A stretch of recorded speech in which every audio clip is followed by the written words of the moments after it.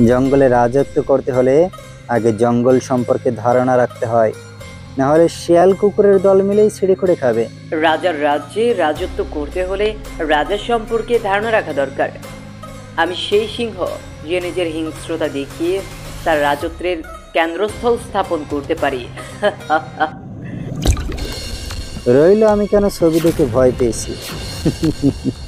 তোদের একটা অন্ধকার জগতের কাহিনী শোনায়। আজ থেকে প্রায় 20 বছর আগে। হ্যালো বন্ধুরা, আমি মাইতি। আমাদের ফাইজা স্টোরি চ্যানেলের সকল প্রকার পাঠগল্প পেতে এবং শুনতে আমাদের চ্যানেলটি সাবস্ক্রাইব করে আমাদের পরিবারের একজন হয়ে পাশে থাকুন। Thank you.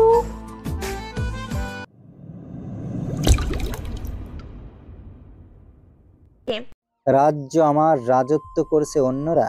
তোদের দুজনকে পাঠিয়েছি আমার মিশনের জন্য, তার সিটি ফোটাও করিসনি। রাফিয়ান শহরে এসে নিজেদের গেম দিয়ে সবকিছু তোর চালে নিয়ে নিলি। দূর থেকে তোকে রাজ্য পরিচালনা করতে দেখেছি, বেশ ভালোই মাইন্ড গেম দিয়ে আগলে নিলি। আর আমার 400 কোটি কোথায়, যার জন্য এখানে আসা? কিলারের কথায় রাজা আর রাহাত মাথা নিচু করে রাখে। তাদের মাথা নিচু দেখে কিলার মুচকি হাসি দেয়। কিলার রাহাতের দিকে তাকায়। রাহাত, তোকে কেন পাঠিয়েছি? রাজার সবকিছু আমার পর্যন্ত পৌঁছে দেওয়ার জন্য, কিন্তু তুইও বেইমানি করলি। জানিস তো আমাদের রাজত্ব কায়েম করতে কি কি লাগে? তাজা রক্তের গন্ধ আর বিদ ঘটে লাশের সমাহার। ভাই, রাহাতের কোনো দোষ ছিল না। আমি আগে থেকেই জানতাম আপনি রাহাতের মাধ্যমে আমার খোঁজ নেওয়ার চেষ্টা করবেন, তাই আমি চাল দিয়ে খেলা ঘুরিয়ে দিয়েছে। রাজার কথায় কিলার উচ্চস্বরে হাসতে থাকে। তখনই কিছু লোক আসে একটা লাশ নিয়ে। তাদের সামনে রক্তাক্ত লাশটা রাখে। লাশটা ঘুরিয়ে দিতেই তারা খেয়াল করে এটা আর কারো না, কমিশনার আকরাম মির্জার লাশ। কিলার হাসতে থাকে। আমার জিনিস নিয়ে আজ পর্যন্ত কেউ পার পায়নি, আর এটা কোথা থেকে পার পাবে? তেল খালাস করে দিয়েছি। যাই হোক, বুকে আয় রাজা, তোকে অনেক দিন ধরে বুকে নেই না। কিলারের কথায় রাজা মুচকি হাসি দেয়। রাজা কিলারকে জড়িয়ে ধরার সাথে সাথে একটা বুলেট এসে রাহাতের কপাল বরাবর লাগে। রাহাত মুখ থুবড়ে মাটিতে পড়ে যায়। রাজা কিছু বুঝে ওঠার আগেই পরপর 6টা গুলি এসে রাজের বুকে লাগে। সব কিছু এত দ্রুত হয়েছে যে বুঝতেই পারেনি কেউ। কিলার উচ্চস্বরে হাসতে থাকে। এক জঙ্গলে 2জন সিংহ থাকতে পারে না, এক জঙ্গলে সিংহ থাকে একটাই। তোর রাজত্বের দ্বারাই জঙ্গল চলে। তাহলে আমরা 2জন কিভাবে থাকি? হয়তো তুই নয়তো আমি, তাই তোকেই সরিয়ে দিয়েছি। পরপরে ভালো থাকিস। ও হ্যাঁ, তোর কথাটাই রাখলাম, হয়তো মরো নয়তো মারো। আমাদের ডিকশনারিতে ভালোবাসা বলতে কিচ্ছু নেই। কিলারের দিকে তাকিয়ে রাজার ঠোঁট চওড়া হাসি দেয়। রাজ্য পরিচালনা করতে গেলে রাজ্য সম্পর্কে জানতে হয়। রাজার রাজ্যে রাজা ছাড়া কেউ রাজত্ব করতে পারে না। এটা রাফিয়ান জগৎ, যে যত বেশি মাইন্ড দিয়ে টিকে থাকতে পারে সেই জয় হয়। আমি ঘুমন্ত হয় না, জাগ্রত হই না, আর হলেও রক্ষা নেই। রাজাকে ব্রিজ থেকে ফেলে দেওয়া হয়। নিকৃষ্ট জগৎ থেকে রাজার শব্দটাকে সমাপ্তি দেওয়া হয়। রাজার অস্তিত্ব মিটিয়ে দেওয়া হয়। রাজা নামে রাফিয়ানের কাহিনীর সমাপ্ত ঘটানো হয়। রাহাতের লাশটা পড়ে থাকে ব্রিজের এক কর্নারে। হয়তো জনমানবহীন রাস্তাটায় কোনো নেড়ে শিয়াল এসে মাংসগুলো খুবলে খাবে। আসলে রাফিয়ান জগৎটাই এমন, মারো না হয় মারো, লাস্ট পর্যন্ত যে টিকে থাকবে সেই জয়ী। এতক্ষণ অর্ক, রুবেল তারা সকলেই কিলারের কথাগুলো শুনছিল। রাজার এমন ভয়ঙ্কর অতীত শুনে সকলের গায়ের পশম দাঁড়িয়ে পড়ে। তারা এতদিন নিজেদের নেতা মনে করত, আর আজকে কিলারের মুখ থেকে রাফিয়ান জগতের রাজার কাহিনী শুনে তারা পাগল প্রায়। আর এমন একজন মানুষকে কিলার মেরেছে, তার মানে কিলার নিজেও কোনো সাধারণ কেউ না, তাদের ধারণার বাহিরের থেকেও ভয়ঙ্কর।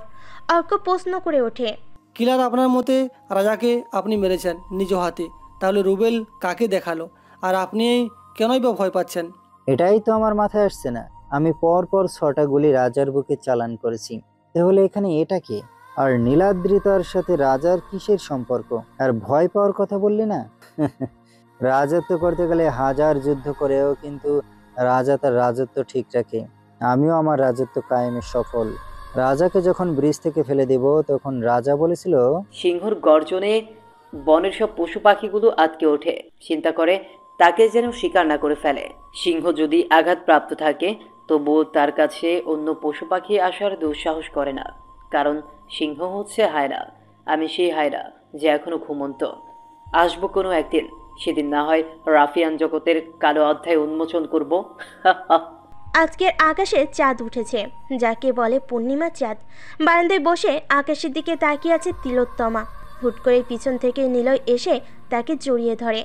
তিলোত্তমা একটুখানিও নড়েনি, কারণ এই মানুষটার প্রতিটা স্পর্শ তার চেনা। এই কয়দিনে হাজারবার জড়িয়ে ধরেছে। তিলোত্তমারও ভালো লাগে এই মানুষটার স্পর্শ। আকাশের মাঝে হাজার তারা, আবার তারাদের মাঝে চাঁদটাকে দেখো, কত মনোমুগ্ধকর মনে হচ্ছে। তবুও আমার আকাশের চাঁদটাকে চাই না, আমার চাই তোমাকে। তুমিহীনা আমি অস্তিত্বহীন। তুমি আমার কাছে আকাশের চাঁদটা থেকেও সুন্দর। তোমার ভালোবাসার কাঙ্গাল আমি। নিলয়ের কথাগুলো শুনে তিলোত্তমা নিজেকে ধরে রাখতে পারেনি। এত মায়া মাখানো কথা সে আর নিজের মধ্যে ধারণ করতে পারবে না। নিলয় পায়ের উপর ভর দিয়ে চার ঠোঁট এক করে দেয়। তাদের ভালোবাসার সাক্ষী হিসাবে পূর্ণিমার এই চাঁদ আর হাজার লক্ষ তারা। আকাশটা মেঘমালা দিয়ে ভরপুর, ঝিরঝির করে বৃষ্টি পড়ছে। বারান্দার রেলিং ধরে দাঁড়িয়ে আছে রুহানিকা, তার একটু পাশে রিফাত দাঁড়িয়ে আছে। তাদের ভালোবাসাটাও এত সংগ্রাম করার পর জয়ী হয়েছে। আকাশের লক্ষ্মীর বিয়েটাও ধুমধাম করে হয়েছে। তাদের ভালোবাসাটাও পূর্ণতা পেয়েছে। এ যেন সকলের পূর্ণতা পাওয়া ভালোবাসা। পিছন থেকে রুহানিকে জড়িয়ে ঘাড়ে মুখ ডুবিয়ে দেয় রিফাত।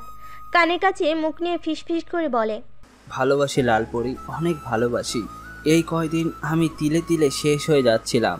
ক্যাফেতে তোমাকে ওই শাহনার ছেলেটার সামনে সেলফি তুলতে দেখে আমার বুকের বাঁ পাশটা তীব্র ব্যথা অনুভব হচ্ছিল। মনে হচ্ছিল আমি মা। রিফাত তার পুরো কথাটা শেষ করতে পারেনি, তার আগেই রুহানিকা চার ঠোঁট এক করে দেয়। আসলে ভালোবাসাটা কি অদ্ভুত, এক অন্যরকম প্রশান্তি, যা কেবল প্রিয় মানুষটা তাকালেই অনুভব করা যায়। সকলের ভালোবাসা পূর্ণতা পাক। তানভীর আর অবন্তীকে নিয়ে একটা ক্যাফেতে বসে আছে নিলয়। নিলয় বেশ গম্ভীর হয়ে আছে, যা তাকে দেখলেই বোঝা যায়। সব কিছু যেন নিলয়ের মাথার উপর দিয়ে যাচ্ছে। মন্ত্রীর ছেলের সাথে তিলোত্তমার কিসের শত্রুতা, কিছুই বুঝতে পারছে না। তিলোত্তমার স্মৃতিশক্তি নেই, ডাক্তার বলে দিয়েছে। বেশি প্রেশার দিলে হিতের বিপরীত হবে, তাই তাকে কিছুতেই প্রেশার দেওয়া যাবে না। প্রতিদিন রাতে তিলোত্তমার আর্তনাদে কেঁপে ওঠে নিলয়। বেশ কিছুদিন লক্ষ্য করেছে, গভীর রাতে তার তিলোত্তমা ঘুমের ঘরে পাগল প্রায় উল্টাপাল্টা কি যেন বলে, আর বলে তাকে না মারতে নিলয় আর ভাবতে পারছে না। তানভীরের দিকে তাকায়। তানভীর বলে, নিলয় দোস্ত, এত হাইপার হোস না, মাথা কাটিয়ে চিন্তা কর, সব সহজ মনে হবে। আশা করি তুই বের করতে পারবি, আর তুই কি পারিস তা শুধু আমিই জানি। তানভীরের কথায় নিলয় চোখ পাকিয়ে তার দিকে তাকায়। তানভীর হাবলা মার্কা হাসি দেয়। তাদের এমন কাহিনী দেখে অবন্তী হেসে দেয়। এতক্ষণ অবন্তী তাদের কাণ্ড দেখছিল, তা ভুলেই গিয়েছিল। অবন্তীকে লক্ষ্য করে নিলয় বলে, অবন্তী, তুমি তো একজন ভালো মডেল। তোমার সাথে বেশ বড় বড় লোকেদের আনাগোনা। তা মন্ত্রীর ছেলে অর্ককে চিনো? অর্ক? হ্যাঁ, উনি প্রায় সময় আমাদের অফিসে আসে। সত্যি বলতে আমার সাথে লাইন মারার জন্য আসে, কিন্তু আমি পাত্তা দেই না। অবন্তীর মুখে তাকে পটানোর কথা শুনে তানভীরের চোখ লাল বর্ণ ধারণ করে, যেন চোখ দিয়ে আগুনের ফুলকি বের হবে। আসলেই ভালোবাসা মানুষটার সাথে অন্য কাউকে সহ্য করা খুবই কষ্টকর। মনে হয় এই আমাকে ছেড়ে চলে যাবে। তানভীরের অবস্থা দেখে নিলয় মৃদু হাসে। তার বন্ধু তার এই অবন্তীর মেয়েটাকে একটুখানি বেশি ভালোবাসে। এই মেয়েটার জন্য আলিশান বাড়ি ঘর রেখে ফ্যামিলিকে রেখে পড়ে আছে। আরে তানভীর, একটা কথা কি জানিস? মধু যেখানে থাকবে পিঁপড়াও সেখানেই হাজির হয়ে যাবে। এটাই বাস্তবতা। নারী যেখানেই থাকবে ঘুরঘুর করার জন্য কিছু পুরুষ নামের লুচু থাকবেই। তাই এত হাইপার হোস না। আমাদের গেম শুরু করার বিশাল একটা হাতিয়ার হলো। নিলয়ের কথায় তানভীর আর কিছু বলল না, কারণ তার পুরোপুরি বিশ্বাস আছে নিলয়ের উপর। স্কুল জীবন থেকে দুজন বেস্ট ফ্রেন্ড, একসাথেই বড় হয়েছে। অবন্তী চুপ করে দুজনের দিকে তাকিয়ে আছে।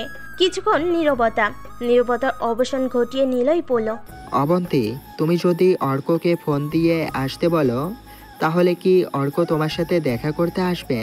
নিলয়ের কথায় অবন্তী মাথা নাড়িয়ে হ্যাঁ বলল। ঘুমন্ত রাজ্যের রাজা ঘুমিয়ে থাকলে সব কিছু নীরব থাকে। তখন প্রজারা উচ্ছৃঙ্খলায় মেতে ওঠে। তখন শক্তিমানেরা হয়ে ওঠে শাসক, আর শক্তিহীনরা শাসিত। ঘুমন্ত রাজার জাগ্রত হওয়ার সময় চলে এসেছে। রাজার রাজ্যে রাজার দাবানলের সামনে টিকে থাকা মুশকিল নয়, অসম্ভব হবে। তানভীর, কালকে রাতে মিশন রেডি কর, সাইকোগিরি দেখাবো। কথাগুলো বলে নিলয় চলে যায়। তানভীরের মুখে লেগে থাকে রহস্যের হাসি। অবন্তীর সব মাথার উপর দিয়ে যায়। কিলার ছেলেটার সব ইনফরমেশন বের করেছি। নাম নিলয় মাহমুদ। বিভিন্ন দেশে তাদের পারিবারিক ব্যবসা আছে। খুবই গম্ভীর আর ভয়ঙ্কর। কারোর সাথে তেমন কথা বলে না। ওই দিন বর্ষণের রাত থেকে নীলাদ্রি তাকে তার বাড়িতে রেখেছেন। আপাতত এতটুকু। রুবেলের কথাই কিলার মুচকি হাসলো। তার মানে রাজা এখানে নিজের ফ্যামিলিও বানিয়ে নিল। আহ, কি রাফিয়ান জগতের নিকৃষ্ট খেলা। কে কখন কোথায় যায় বলাই মুশকিল। আবার খেলা হবে, হয়তো খেলাটা ভিন্ন হবে। রক্তের স্রোত ও বহমান নদীর সাথে মিলে যাবে। তাজা রক্তের গন্ধটা আবার বিদঘুটে রূপ ধারণ করবে। ঢাকা ভার্সিটির সামনে বেধরমভাবে একজন পাগলকে পিটাচ্ছে। পাগলটার শরীর থেকে দুর্গন্ধ বের হচ্ছে। মাথা ভর্তি চুল, মুখ ভর্তি দাড়ি, কাপড়গুলো একেবারে নোংরা। পাগলটাকে পিটে আধমরা করে দিয়ে চলে যায়। পাগলটা কাতর হয়ে শুয়ে আছে মাটিতে। একটা ছেলে দৌড়ে এসে পাগলটাকে টেনে তোলে। পাগলটা আবছাভাবে তাকিয়ে পানি চায়। ছেলেটা তার ব্যাগ থেকে পানি বের করে দেয়। ঢকঢক করে পানিটুকু খেয়ে নেয়। ছেলেটা জিজ্ঞেস করে কেন এভাবে তাকে মেরেছে। দুদিন ধরে কিছু খাই না, ক্রুদ্ধতা সইতে না পেরে আমি একজনের খাবার ছিনিয়ে নিই, তাই সকলে মেরেছে। পাগলটার কথা শুনে ছেলেটার খুবই খারাপ লাগে। বর্তমান সমাজ কোথায় গিয়ে দাঁড়িয়েছে। বন্ধু বান্ধব মিলে রেস্টুরেন্টে গিয়ে কত খাবার নষ্ট করে, আর এখানে সামান্য খাবারের জন্য একজনকে এভাবে পিটালো। ছেলেটা আর কিছু বলে না। পাগলটাকে নিয়ে একটা হোটেলে খাবার খাইয়ে চলে যায়। পাগলটা ছেলেটার দিকে তাকিয়ে রহস্যময় একটা হাসি দেয়, যে হাসির হয়তো বিশাল গভীরতা রয়েছে। রাজিয়া বেগম নিলয়ের নাম্বারে কল দিয়ে চলেছে, কিন্তু নিলয় ফোন তুলছে না।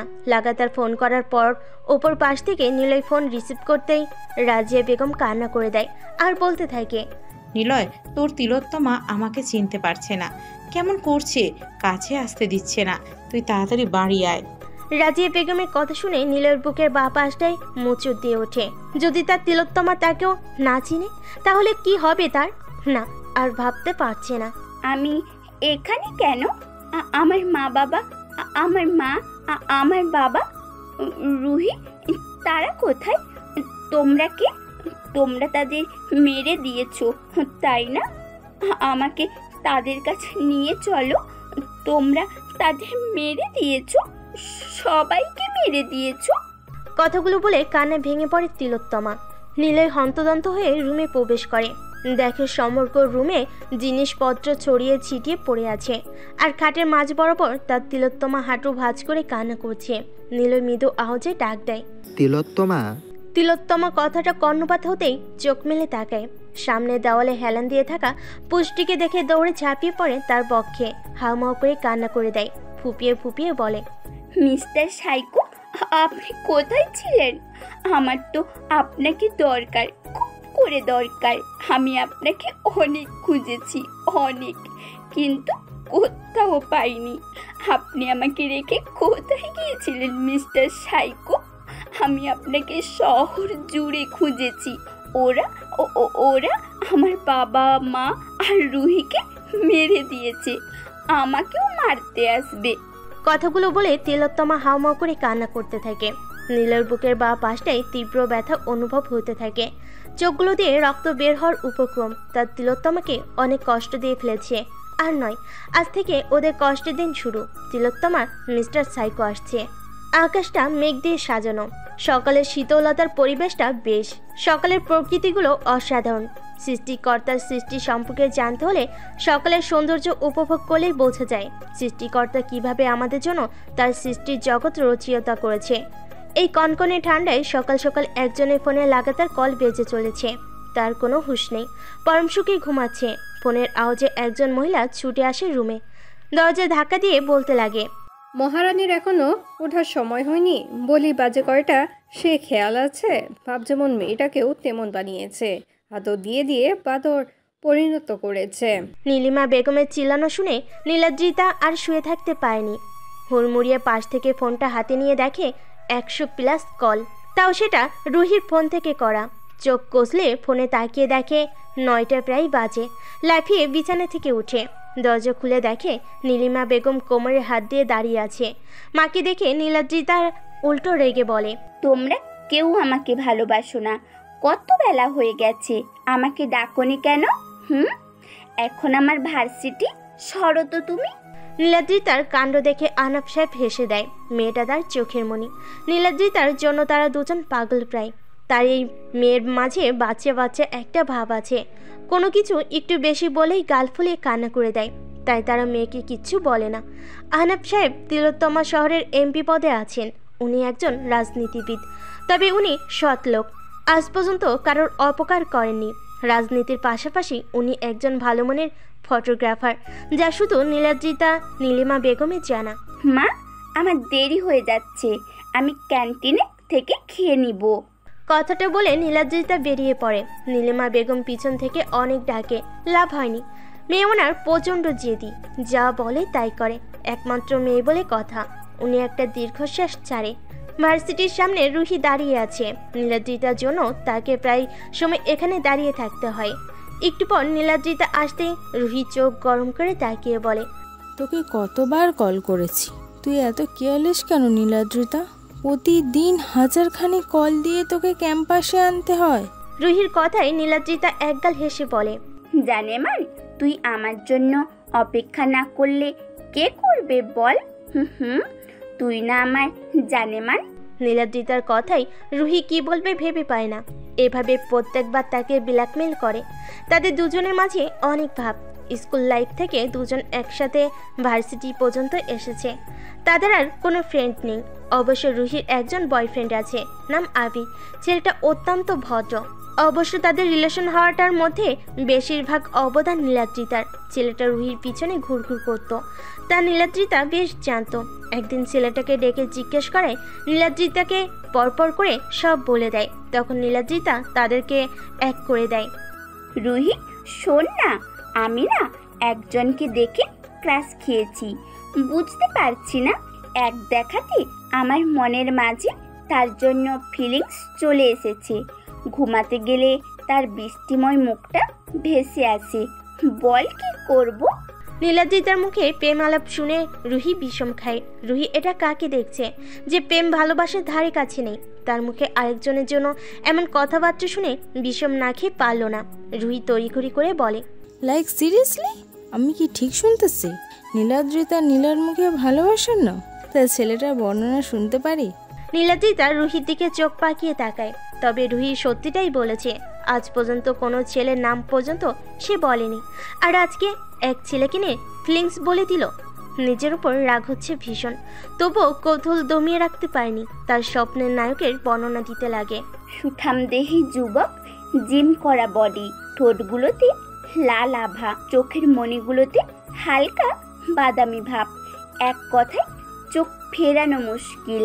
নীলাদ্রিতার মুখে এমন বর্ণনা শুনে রুহি অবাক হয়ে যায়। তার বান্ধবী ছেলেটার প্রেমে হাবুডুবু খাচ্ছে, তার বুঝতে বাকি নেই। তানভীর, আমি আমার মনের রানীকে পেয়ে গিয়েছি।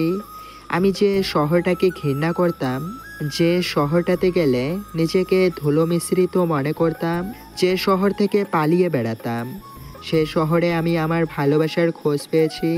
আমি ধুলো মিশ্রিত শহরে আমার ভালোবাসা, আমার তিলোত্তমাকে খুঁজে পেয়েছি।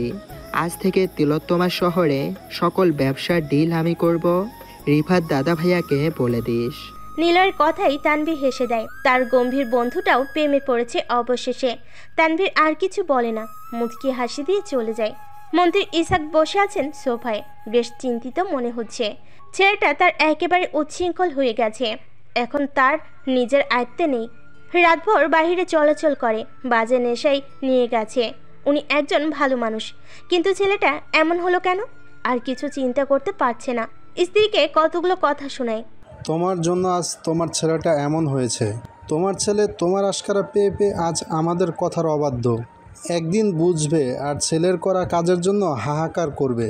সেদিন আসতে আর বেশি দেরি নেই। ইসাক সাহেব কথাগুলো বলে উপরের রুমে চলে যায়। ওনার স্ত্রী ছলছল চোখে তাকিয়ে থাকে। ছেলেটা আসলেই তাদের হাতের বাইরে চলে গেছে। উনিও একটা দীর্ঘশ্বাস ফেলে উপরের রুমে চলে যায়। অর্ক, আজকে ভার্সিটিতে দুজন হট ফিগারের মাল দেখেছি। আমার চোখ ছানা ভরা, এত হট এর আগে দেখিনি। আমার চাই একটাকে। শিহাবের কথাই অর্ক ড্রিঙ্ক করা অবস্থায় তাকায়। লোভাতুর ভঙ্গিতে হাসি দেয়। তার মানে কালকে তাদের মিশন। তারা বারে বসে মাতলামো করতে ব্যস্ত। মন্ত্রীর ছেলে বলে কথা, ভিআইপি মানুষ। রাত প্রায় 2টা ছুঁই ছুঁই। নিলয় হাতে সিগারেট নিয়ে আকাশের দিকে তাকিয়ে আছে। আজ আকাশটার মাঝে হাজারো তারা খেলা করতে ব্যস্ত। আকাশের দিকে তাকিয়ে তারা গোনায় আর সিগারেট টানাই ব্যস্ত সে। যেদিন থেকে তার তিলোত্তমাকে দেখেছে ওই দিন থেকেই বুকের ভেতর যেন হাতুড়ি দিয়ে আঘাত করছে কেউ। ফার্স্ট লাভ মনে হয় এমনই হয়। চোখ বন্ধ করলেই তিলোত্তমার বৃষ্টি ভেজা মায়াবী মুখটা তার সামনে ভেসে ওঠে। অবশ্য সে তার তিলোত্তমার বায়োডাটাটা বের করে ফেলেছে। তিলোত্তমার আব্বু তিলোত্তমা শহরের এমপি, নাম আলতাফ। তার ব্যাকগ্রাউন্ড সবই জানা তার। ভালোবাসার মানুষটাকে এক পলক দেখার জন্য নিলয় তিলোত্তমা শহরই থেকে যায়। প্রতিদিন তিলোত্তমাকে দেখার আসে, ভার্সিটির সামনে যায়, যা সবার আড়ালে। আকাশের দিকে তাকিয়ে নিলয় বলে ওঠে, আকাশ, তোকে সাক্ষী রেখে বলছি, তিলোত্তমা শুধু আমার। তিলোত্তমাকে পাওয়ার পরে আমার কোনোদিনও যাবে না। নিলয়ের তিলোত্তমা আমার ভালোবাসা, আমার আবেগ, আমার সব কিছু তাকে ঘিরে হবে। অতি তাড়াতাড়ি তিলোত্তমাকে আমার করে নেব। কথাগুলো বলে নিলয় ছাদ থেকে নেমে নিচে চলে যায়। রুহি আর নীলাদ্রিতা ভার্সিটিতে প্রবেশ করবে এমন সময় ফুটপাত থেকে একজন পিচ্চি ছেলে দৌড়ে তাদের সামনে আসে আর বলতে লাগে, নীল আপামনি, আপনার জন্য এটা।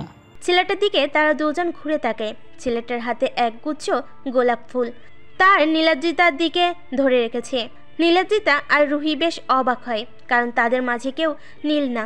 আর নীল তো ছেলেদের নাম। তাদের ভাবনার মাঝেই ছেলেটা বলে ওঠে, আপামনি, আপনার জন্য এইগুলো একটা ভাইয়া বলেছে আপনাকে এইগুলো দিতে। বলেছে নীল কালারের কাপড় পরা আপুটাকে দিতে।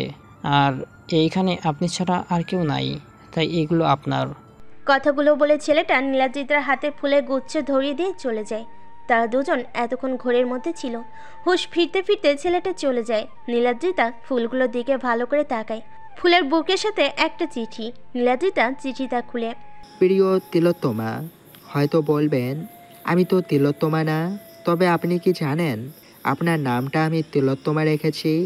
এই ধুলো মিশ্রিত শহরে আপনি আমার তিলোত্তমা।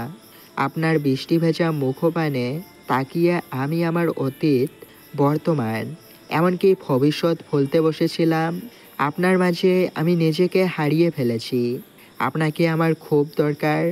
আপনার মায়াবী মুখ আমার হৃদয়টাকে ঘায়েল করে দিয়েছে।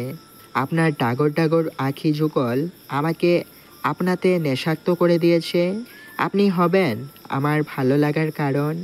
আপনি শুধু আমার। আর হ্যাঁ, নীল ড্রেসে আপনাকে পরীর ন্যায় লাগছে। এত সাজুগুজু করিয়েন না, তাহলে অন্যরা নজর দেবে আর আমি তা মানতে পারবো না। আপনি আমার তিলোত্তমা, শুধুই আমার। ইতি, ধরে নেন আপনার জন্য সাইকো। চিঠিটা পড়ে নীলাদ্রিতার চোখ চড়ক গাছ। এটাতে ভালোবাসা প্রকাশ করলো নাকি থ্রেট দিল বুঝতেই পারেনি।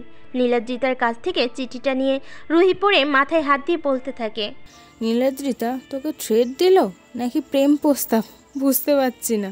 যাই বলিস, লেখাটা গভীরতা মনে হচ্ছে বেশ। তাদের দুজনের কথার মাঝে হুট করে একটা ছেলে এসে নীলাদ্রিতার সামনে হাঁটু বাজ করে বলতে লাগে, আমি তোমাকে প্রথম দিন থেকেই ফলো করছি। তোমাকে আমার ভালো লাগে। I love you. ছেলেটার কথা শুনে রীতিমতো দুজন অবাক, কারণ মাত্র চিঠি আসা আর এখন এই ছেলে প্রপোজ, কিছুই বুঝতে পারছে না। নীলাদ্রিতা ছেলেটাকে আর কিছু বলার সুযোগ না দিয়ে রুহিকে নিয়ে চলে যায়। এতক্ষণ ভার্সিটির বাহির থেকে একজোড়া চোখ রক্তবর্ণ করে তাদের দিকে তাকিয়েছিল। তার তিলোত্তমাকে প্রপোজ করা। রাগে গজগজ করতে করতে গাড়ির কাছে আঘাত করে। পরক্ষণে কাকে যেন ফোন দিয়ে নিজ গন্তব্যে চলে যায়। জারুল তলায় বসে আছে রুহি আর নীলাদ্রিতা। ক্লাস শেষ করে দুজন সকালের কাহিনীগুলো মনে করে হাসছে। তাদের হাসির মাঝে আবির এসে হাজির। আবিরকে দেখে রুহি আরও জোরে জোরে হাসছে। পুরো ঘটনা খুলে বলে আবিরও সাথে হাসতে থাকে। নীলাদ্রিতার শরীর জ্বলে যাচ্ছে দুজনের হাসি দেখে। তোরা দুজন থামবি নাকি আমি চলে যাব, কোনটা? রাগ করছিস কেন? আমরা তো তোর প্রশংসা করছি। একদিনে দুজন তোকে প্রপোজ করলো। তার বলতে শালিকা কার দেখতে হবে না, একেবারে কিউটের ডিব্বা, গোলুমোলো। কি তার মানে আমি অসুন্দর? আচ্ছা, আমি তখন পুরনো হয়ে গেছি, তাই না? আবির বেচারা পড়ে গেল বিপাকে। কেন যে নীলাদ্রিতাকে কিউট বলতে গেল? আবিরের মুখের ভাবভঙ্গি দেখে তারা দুজন হেসে দেয়।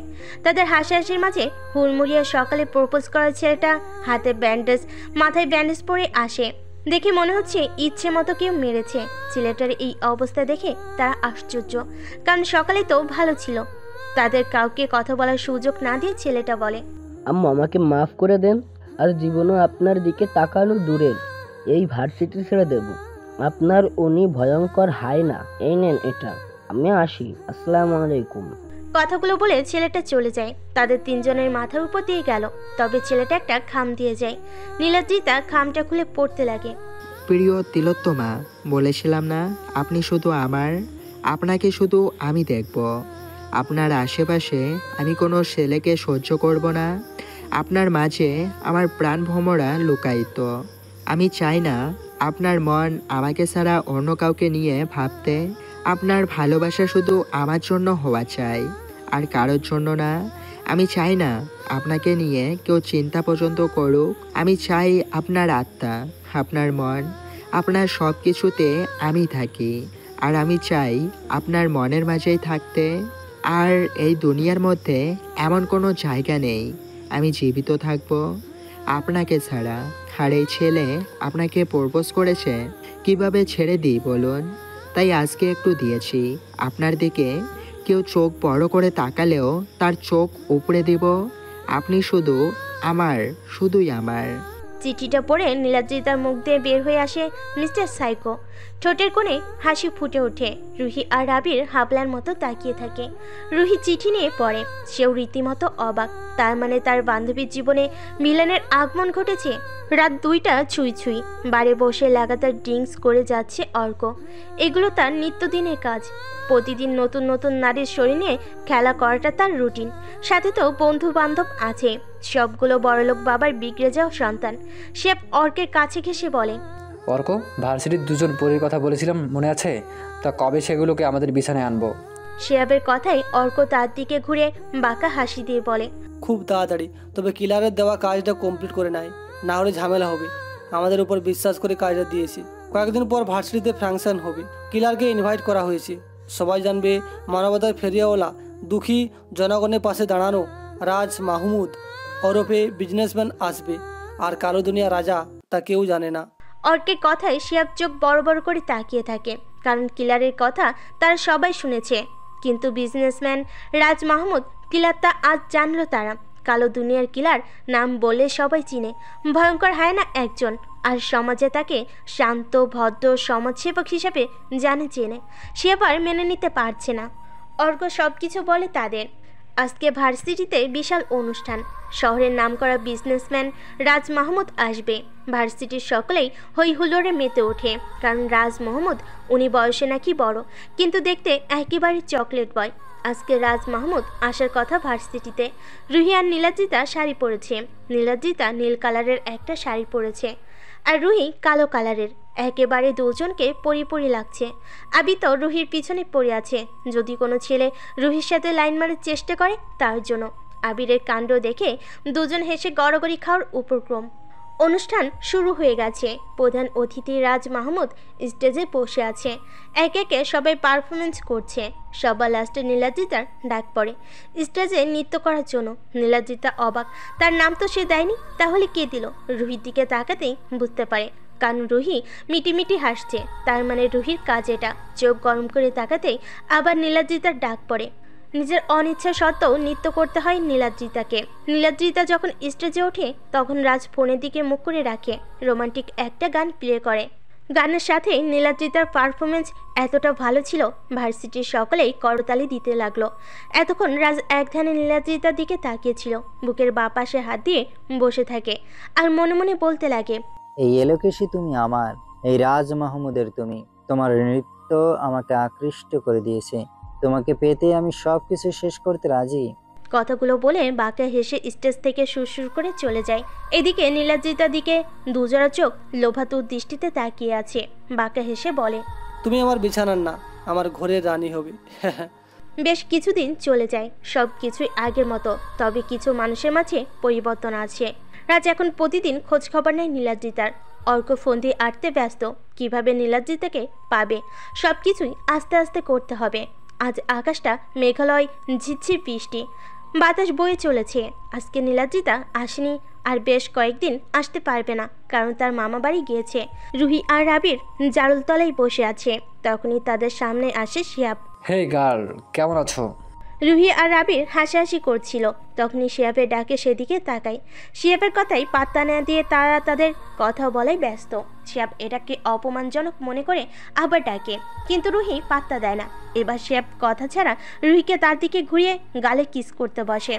এত দ্রুত কাজটা হয়েছে যে তা তাদের অজানা। হিতাহিত জ্ঞান আসতেই রুহি কষে 2টা থাপ্পড় মারে শিহাবের গালে, সাথে আবির কোনো কথা ছাড়া নাক বরাবর একটা ঘুষি মারে। শিহাব চিটকে মাটিতে পড়ে যায়। রুহি কান্না করে দেয়। আবির সাথে সাথে রুহিকে নিজের বক্ষে নিয়ে নেয়। আমার গায়ে হাত দিয়েছিস, তাই না? এর ফল খুবই ভয়াবহ হবে। তোদের জীবন দিয়ে চোকাতে হবে এর দাম, মনে রাখিস। কথাগুলো বলে শিহাব নাকে হাত দিয়ে রক্তগুলো সরিয়ে চলে আসে। আজকে অর্ক আসেনি, আর রুহিকে দেখে শিহাব ঠিক থাকতে পারেনি, তাই রুহিকে পাবার আশায় গিয়েছিল। কথায় আছে না, শকুনের চক্ষু সর্বদাই লাশ খুঁজে খাওয়ার জন্য, আর পিলে বয়রা সবসময় নিত্য নতুন মেয়ে খোঁজে। শিহাবের অবস্থা তাই। বড়লোক বাবা মায়ের বিগড়ে যাওয়া সন্তান। আবির রুহিকে নিয়ে একটা পার্কে চলে যায়। রুহি, দেখো আজকের দিনটা কেমন মেঘমালা দিয়ে ঘেরা। আকাশের দিকে তাকিয়ে দেখো, তার ভেতরে জমিয়ে রাখা কত শত কান্না জমনে বর্ষণ করতে ব্যস্ত। পরিবেশটা দেখো কি অদ্ভুত, তাই না? এই তিলোত্তমা, এই ব্যস্ত শহরটায় মানুষগুলোকে দেখো, সবাই নিজেদের নিয়ে ব্যস্ত। রুহি, আমি এই ব্যস্ত শহরটার এই ব্যস্ততার ভিড়ে তোমায় খুঁজে পেয়েছি। ভালোবাসি তোমায়। হয়তোবা সবার মতো করে বলতে পারবো না, তবে আমি আমার মতো করে তোমাকে নীরবে ভালোবাসতে পারবো। তোমার ভালোবাসার ছায়াতলে একটু জায়গা দেবে? আমি আজন্ম তোমায় ভালোবেসে যাব। আবিরের দিকে ঘুরে শক্ত করে জড়িয়ে ধরে। ভালোবাসার মানুষটার কাছ থেকে এভাবে ভালোবাসি শব্দগুলো শুনলে কোনো নারী ঠিক থাকতে পারে না। রুহিও সেম। আবিরের মুখে ভালোবাসি শুনে আর নিজেকে স্থির রাখতে পারেনি, জাপটে ধরে তাকে। আজ তাদের ভালোবাসার সাক্ষী হিসেবে রয়ে গেল মেঘলাময় আকাশ, বৃষ্টি আর শুনছান এই পার্ক। 3 দিন পর আজকে নীলাদ্রিতা ভার্সিটিতে যাবে। রুহিকে কল দিয়েছে, তবে রুহির ফোন বন্ধ। মামা বাড়ি থাকাকালীন অনেক ফোন দিয়েছে, কিন্তু রুহির ফোন বন্ধ। নীলাদ্রিতা চিন্তায় পাগল প্রায়। আজকে নিজ থেকে সকাল সকাল ভার্সিটিতে এসেছে। জালতলায় এসে বসে আছে আবির বা রুহির আসার কোনো খবর নেই। নীলাদ্রিতার একদিকে রাগ হচ্ছে, আবার অপরদিকে ভয়, কিছু হলো না তো ওদের? অনেকক্ষণ হয়ে গেল, তাদের আসার কোনো খবর নেই। নীলাদ্রিতার ক্লাসরুমে যায়, সেখানেও কেউ নেই। যখন ক্লাসরুম থেকে বের হবে তখন একজন বলে ওঠে, নীলা, এতদিন কোথায় ছিলি? ভার্সিটির খবর কিছু জানিস? না তো। কি বলিস? তোর বান্ধবী রুহিকে তার বয়ফ্রেন্ড আর ফ্রেন্ডরা মিলে ধর্ষণ করেছে, আর এটার জন্য রুহি আত্মহত্যা করে। তুই জানিস না? মেয়েটির কথা শুনে নীলাদ্রিতার শরীরের রক্ত চলাচল বন্ধ হয়ে যায়। কি বললো মেয়েটি আবির আর রুহির বিষয়ে? নীলাদ্রিতা হতভম্ব হয়ে দাঁড়িয়ে থাকে। মেয়েটি কয়েকবার নাড়া দিতেই হুঁশ ফিরে আসে। আপনার মাথা ঠিক আছে? কি বলছেন? ধারণা আছে আপনার আবির কেন এমন করবে? বিশ্বাস করবে না জানি, তাই বাকিদের জিজ্ঞেস করতে পারো। আর আবিরকে পুলিশ নিয়ে গেছে। কথাগুলো বলে মেয়েটি চলে যায়। নীলাদ্রিতা আর দেরি না করে বাসায় চলে যায়। বাসায় গিয়ে চিল্লিয়ে কান্না করা লাগিয়ে দেয়। নীলাদ্রিতার কান্নায় তার মা নীলিমা বেগম রান্নাঘর থেকে দৌড়ে আসে। নীলাদ্রিতা তার মাকে গিয়ে জড়িয়ে ধরে কান্না শুরু করে দেয়। কি হয়েছে বল আমায়? কেউ কিছু বলছে না? বল মা, কান্না করছিস কেন? নীলাদ্রিতা কান্না করে যাচ্ছে। উনি না পেরে আহনাব সাহেবকে কল করেন। মেয়ের এই অবস্থা শুনে আহনাব সাহেব অফিস ফেলে বাড়িতে চলে আসেন। বাড়িতে এসে দেখে নীলাদ্রিতা গুটিসুটি মেরে শুয়ে ঘুমিয়ে আছে। নীলিমা বেগমকে জিজ্ঞেস করে, কিছু বলতে পারে না। রাত প্রায় 10টা ছুঁই ছুঁই। নীলাদ্রিতার ঘুম ভেঙেছে অনেক আগে। ভার্সিটির সব কাহিনী বলার পর আহনাব সাহেব বললেন কালকে সকালে মেয়েকে নিয়ে থানায় যাবেন। নীলাদ্রিতা বেশ খুশি, কারণ তার মন বলছে আবির এমনটা করেনি। আবির সাদাসিধে একজন ছেলে, আর রুহিকে অসম্ভব ভালোবাসে, তাও নীলাদ্রিতার অজানা নয়। অর্ক, রুহির কাহিনী তো আমরা শেষ করেছি, কিন্তু রুহির সাথে যে মেয়েটা ছিল ওটা এখানকার এমপি আহনাব সাহেবের মেয়ে। আমাদের বিষয়টা নিয়ে ঘাটাঘাটি করবে, আর এটা নিয়ে কাহিনী করলে আমরা ফেসে যাব। শিবের কথাই অর্ক হেসে ওঠে আর বলে, আমি মন্ত্রীর ছেলে, সেটা কথা না। আমাদের সাথে কে আছে বলতে পারিস? অন্ধকার জগতে কিং কিলার আমাদের সাথে আছে। রুহিকে প্রথমে ধর্ষণ করেছে, কিলার করেছে, তাই আমাদেরকে বাঁচানোর দায়িত্ব কিলার নেবে। চিন্তা করিস না। সকাল 10টা। নীলাদ্রিতা আর আহনাব সাহেব থানায়। আবিরকে আনা হয়েছে তাদের সামনে। সারা রাত আবিরকে টর্চার করা হয়েছে। দাঁড়িয়ে থাকার শক্তিটুকু নেই। নীলাদ্রিতা আহনাব সাহেবকে বলেছে আবিরের সাথে কথা বলতে চায়। আবির আর নীলাদ্রিতা মুখোমুখি বসে আছে। নিস্তব্ধতা বিরাজ করছে। নীরবতা ভেঙে নীলাদ্রিতা বলে, আবির, সব কিছু আমাকে বলো, কি হয়েছে?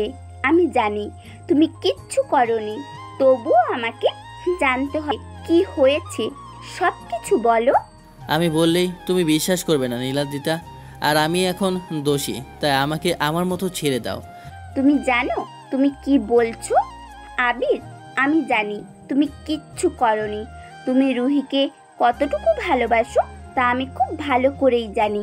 প্লিজ আমাকে বলো পুরো কাহিনী। আচ্ছা তাহলে শোনো। আবির ওই দিনের ঘটনাটা বলল। নীলাদ্রিতা শুনে হতভম্ব হয়ে যায়। নীলাদ্রিতা আবার প্রশ্ন করে পরে কি হয়েছে।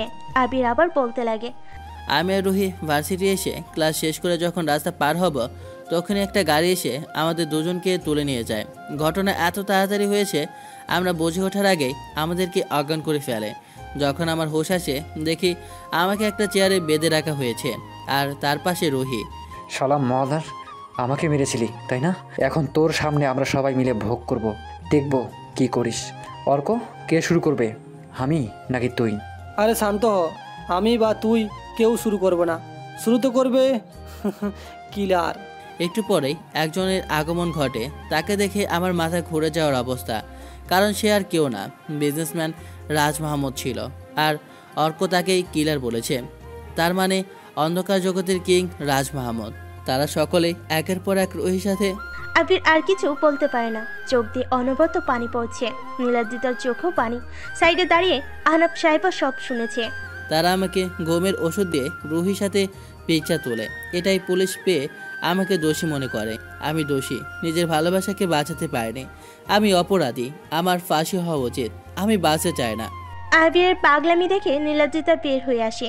আহনাব সাহেব নীলাদ্রিতাকে আশ্বাস দেয় আবিরকে উনি বের করবে আর রুহির বিষয়টার সাথে যারা জড়িত তাদের শাস্তি দিবেন। নীলাদ্রিতা আহনাব সাহেবকে জড়িয়ে ধরেন। একটু পরে আহনাব সাহেবের ফোনে একটা কল আসেন। ও পাশের কথাগুলো শুনে আহনাব সাহেবের চোখ লাল হয়ে যায়। পরক্ষণে উনি বলেন, ও পাশ থেকে বলে, এমপি সাহেব কেমন আছেন? ওহো, আমাকে তো চিনবেন না। আচ্ছা, আমি বিজনেসম্যান রাজ মাহমুদ বলছি। আশা করি আমাকে চিনতে পেরেছেন। বলেন, কি জন্য কল করা? আচ্ছা, কাজের কথায় আসি। আপনার মেয়েকে আমার পছন্দ হয়েছে।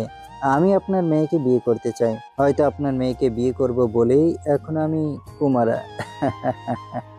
রাজের কথাগুলো শুনে আহনাব সাহেবের চোখ রক্তবর্ণ ধারণ করেছে।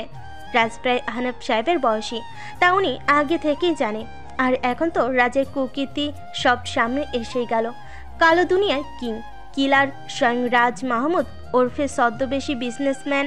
উনি ফুসফুস করতে করতে বলেন, জানোয়ারের বাচ্চা, শালা খা, তোর সাহস তো কম না। আমার মেয়ের দিকে তাকাস, তুই যেই হোস না কেন তোর আশা কোনোদিন পূর্ণ হবে না। শালা খা মা। এতক্ষণে হয়তো জেনে গেছিস আমি কে। শুধু এই শহর আর দেশেই নয়, বিশ্বের 30টা দেশে এই রাজ মাহমুদ, সরি, তুই তো হয়তো আমার আসল নাম জেনে গিয়েছিস, কিলার। রাজত্ব চলে আমার। তোর মতো এমপি আমার পকেটে। তাই ভালোই তোর মেয়েকে আমার সাথে বিয়ে দে। তোকে আমি মন্ত্রী বানিয়ে দেব। আর যদি না দিস তাহলে আমার হাতে প্রাণ যাবে। কালকে বিয়ের সব ব্যবস্থা কর, আমি আসছি। রাজ কল কেটে দিতেই আহনাব সাহেবের চোখ দিয়ে যেন আগুন বের হবে। নীলাদ্রিতা ওনার পাশে ছিল। মেয়েকে উনি খেয়ালই করেনি। নীলাদ্রিতা কয়েকবার ওনাকে ডাকে, কিন্তু কোনো সারা শব্দ নেই। তার শরীরে হাত দিয়ে আলতো ধাক্কা দেয়। আব্বু, কোথায় হারিয়ে গেলে তুমি? আর কলি বা কে ছিল বলো তো? মেয়ের কথায় ভাবনা থেকে বের হয়। মেয়ের দিকে তাকায়। তার এই নিষ্পাপ মেয়েটাকে কিছুতেই পশুটার হাতে তুলে দিবে না। মেয়ের গালে আলতো হাত দিয়ে বলে, না রে মা, কিছু না। একটা খারাপ মানুষ ফোন দিয়েছিল, তাই এমন বকাবকি করেছি। চল বাড়ি চল। কথাগুলো বলে নীলাদ্রিতাকে নিয়ে থানা থেকে বের হন। এতক্ষণ থানায় ছিল এমপি বলে কথা, তাই কারো সাহস হয়নি কিছু বলার। ভাই কি করা, এমপি যদি পোল্টি নেয় তখন কি করবেন? আর এই এমপি অনেক সৎ লোক, তাই প্রতিবার তিনি নির্বাচন হয়েছে। একটা প্রবাদ আছে না, হাতি ভেদরে পড়লে চামচিকাও লাথি মারে। এই সোজা আঙুলে ঘি না উঠলে আঙুল বাঁকাতে হবে, এমপিকে মেরে দেব, কাহিনী শেষ। এদিকে আহনাব সাহেব নীলাদ্রিতাকে বাড়ি পৌঁছে দিয়ে চলে আসে মন্ত্রীর বাড়ি। সোফায় বসে আছে তারা দুজন। আহনাব সাহেব সব ঘটনাগুলো খুলে বলল ওনাকে। সব শুনে উনি হতভম্ব হয়ে যায়, তার ছেলে কতটা নিচে নেমে গেছে। স্ত্রীকে বলেছিল অচিরেই তার ছেলের কাণ্ড কাহিনী ফাঁস হবে, তখন যেন আফসোস না করে। আর রাজকে তাই হলো। তবে রাজ মাহমুদ কিলার কথাটা হজম করতে পারেনি। কিলা তাদেরকে অতিষ্ঠ করে রেখে দিয়েছে। দীর্ঘশ্বাস ছেড়ে উনি বলল, দেখো আহনাব, তোমাকে আমি অনেক আগ থেকেই চিনি, আর তোমার সাথে আমার সম্পর্কটাও অনেক ভালো। তবে আমার ছেলের বিচার আমি করব যতটুকু করার হয়, কিন্তু রাজ মাহমুদ মানে কিলার তারটা কিভাবে করব? সে ইচ্ছে করলে আমার মতো মন্ত্রীকে 2 সেকেন্ডে মেরে ফেলতে পারে। আর যেহেতু কিলার বলেছে তোমার মেয়েকে বিয়ে করতে চায়, তাহলে ধরে নাও তাকে আটকানোর মতো শক্তি কারো কাছে নেই। যদি তোমার মেয়ের জীবন বাঁচাতে চাও, তাহলে তোমার মেয়েকে কোথাও লুকিয়ে রাখো। কিলারের সাথে লড়াই করার শক্তি প্রশাসনের কারো কাছেই নেই। বুঝতেই তো পারছো, বেশ কয়েকটা দেশে তার রাজত্ব চলে, আমরা তার কাছে পুঁটি মাছ। যে আচ্ছা, আজকেই মেয়েকে বিদেশে পাঠিয়ে দিব, তবুও কিলারের হাতে দেব না। কথাগুলো বলে আহনাব সাহেব চলে যান। মন্ত্রী সোফাতেই বসে থাকে। ছেলেটা কতটা নিচু নামতে পারে তা বোঝার বাকি নেই। নীলাদ্রিতা মা, তোকে কিছু কথা বলবো, শুনতে হবে, মানতে হবে। জি বাবা, বলো, পালন করার চেষ্টা করব। কি বলবে বলো। তুই আমাকে কতটুকু ভালোবাসিস? কোনো প্রশ্ন না, উত্তর চাই। আব্বু, তোমাকে কতটা ভালোবাসি তা বলতে পারবো না, তবে আমার জীবন তোমার জন্য, তাই বলবো তোমার জন্য হাসতে হাসতে সব ছাড়তে রাজি। নিজের জীবনটাও দিতেও দুবার ভাববো না। তুমি আর মা ছাড়া আমার আছেই বা কে বলো? তোমরাই তো আমার বেঁচে থাকার উৎস। তাহলে তোকে আজকে আমাদের ছেড়ে লন্ডনে যেতে হবে, বাকি পড়াশোনা ওখানে কমপ্লিট করবি, কথা দে। আহনাব সাহেবের কথাগুলো শুনে নীলাদ্রিতা বরফ হয়ে যায়। জীবনে কখনো তাদের দুজনকে ছাড়া থাকেনি, তাও থাকতে দেয়নি। আর আজ পড়াশোনার জন্য বাইরে যেতে বলছে, নিশ্চয়ই কোনো কারণ আছে। আব্বু, তোমাদের ছেড়ে আমি কোনো কথা না আম্মু, তুমি আজকে যাবে, একটু পর বের হব, তোমার আম্মু সব কিছু গুছিয়ে রাখবে। কথাগুলো বলে আহনাব সাহেব চলে যান। নীলাদ্রিতা চুপসে যায়, কারণ তার আব্বু আম্মু ছাড়া 1 সেকেন্ডও থাকেনি। আর আজকে কিনা তাদের ছেড়ে চলে যাবে, কিন্তু বুঝতে পারছে না কি থেকে কি হয়ে গেল। সবই তো ঠিক ছিল, তবে আব্বুর ফোনে একটা কল আসার পর থেকেই উল্টাপাল্টা শুরু হয়। বিকেল 5টা। নীলাদ্রিতাকে আহনাব সাহেব জিজ্ঞাসা করে, আম্মু রেডি তুমি? তাড়াতাড়ি করো, ফ্লাইটের সময় হয়ে যাচ্ছে। নীলাদ্রিতা আম্মুকে জড়িয়ে ধরে কান্না করে দেয়। মেয়ের কান্নায় উনিও কান্না করে দেয়।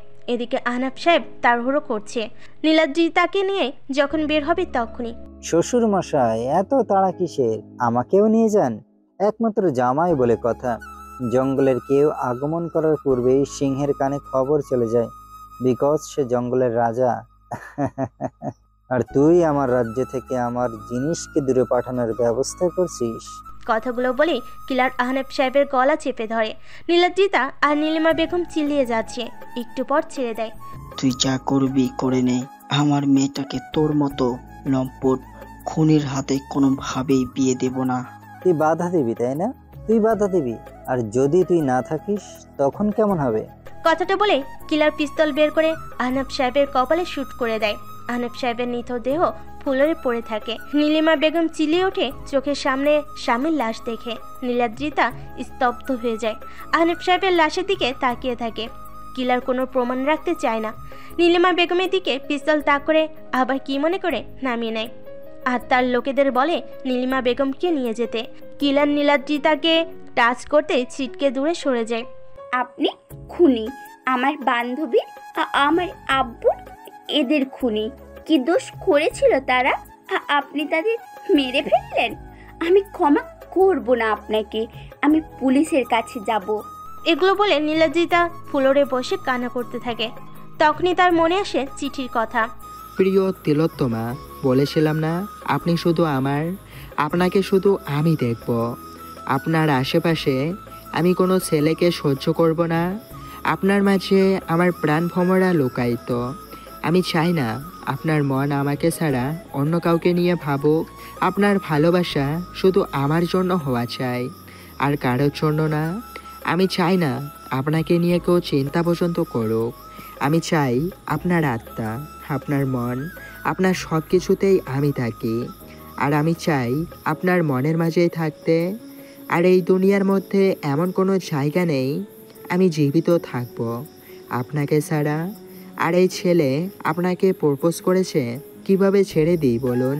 তাই আজকে একটু দিয়েছি। আপনার দিকে কেউ চোখ বড় করে তাকালেও তার চোখ উপড়ে দেব। আপনি শুধু আমার, শুধুই আমার। মিস্টার সাইকো, কোথায় আপনি? আমার আপনাকে যে খুব দরকার। আপনি তো বলেছিলেন আমার দিকে কেউ তাকালে তার চোখ উপড়ে দিবেন। আজ আমার দিকে তাকাচ্ছে না। আমার মুখের হাসি সারা জীবনের জন্য কেড়ে নিয়েছে। আপনি কোথায় মিস্টার সাইকো?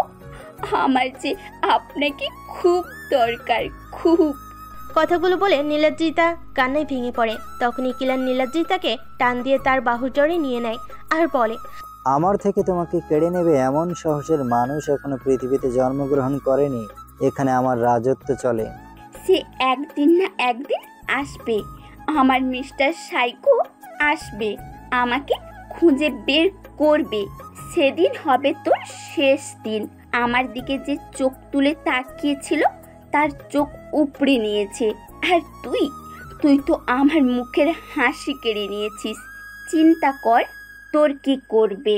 নীলাদ্রিতা কথাগুলো বলে পাগলের মতো হাসতে থাকে। কিলার মনে করে নীলাদ্রিতা পাগল হয়ে গিয়েছে। অর্ককে ডাক দিয়ে বলে জঙ্গলে তাদের বাংলো বাড়িটাই যেন নীলাদ্রিতাকে রাখে। অর্ক নীলাদ্রিতাকে নিয়ে যায়।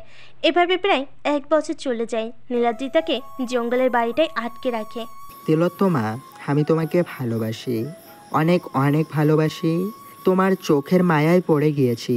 তুমি আমার না দেখা ভালোবাসা। আমি ইচ্ছে করলেই তোমাকে দেখতে পারতাম, কিন্তু দেখিনি। বলতে পারো ইচ্ছে করেই দেখিনি, কারণ আমি তোমার চোখগুলো দেখেই আটকে গিয়েছি। তোমার মুখমণ্ডল দেখলে আমাকে পাওয়া যাবে না, তবে তুমি যদি দেখাও আমি দেখতে রাজি। ভালোবাসি তোমাকে। এই সাইকো তোমার জন্য সব করতে পারবে। নীলাদ্রিতা নিলয়ের দিকে একধানে তাকিয়ে আছে, চোখের পলক ফেলছে না। এই সুঠাম দেহি যুবকটা তাকে ভালোবাসে। চোখের মণিগুলো হালকা বাদামি, ঠোঁটগুলোতে লালচে ভাব, ফর্সা শরীরের অধিকারী। এক কথায় অসাধারণ। এই যুবক তাকে ভালোবাসে, তাকে দেখার জন্য বায়না ধরেছে। এত সহজে দেখা দিলে হবে না। আজকে সে ওড়না দিয়ে মুখ ঢেকে এসেছে, শুধু চোখগুলো দেখা যাচ্ছে। আজকে না বাড়ি থেকে বের হলেই হিজাব দিয়ে মুখ ঢেকে বের হয়। তিলোত্তমা, কি ভাবছো এভাবে? নাকি আমাকে দেখে তুমিও প্রেমে পড়ে গিয়েছো? নিলয়ের কথায় নীলাদ্রিতা ভ্যাবাচাকা খেয়ে যায়। মিস্টার সাইকো বলে কথা, আর বুঝলোই বা কিভাবে? না, তাকে কপট রাগ দেখাতে হবে। এই যে মিস্টার সাইকো, আমি কেন আপনার প্রেমে পড়তে যাব? চিঠিটার মধ্যে লিখেছিলেন এখানে আসতে।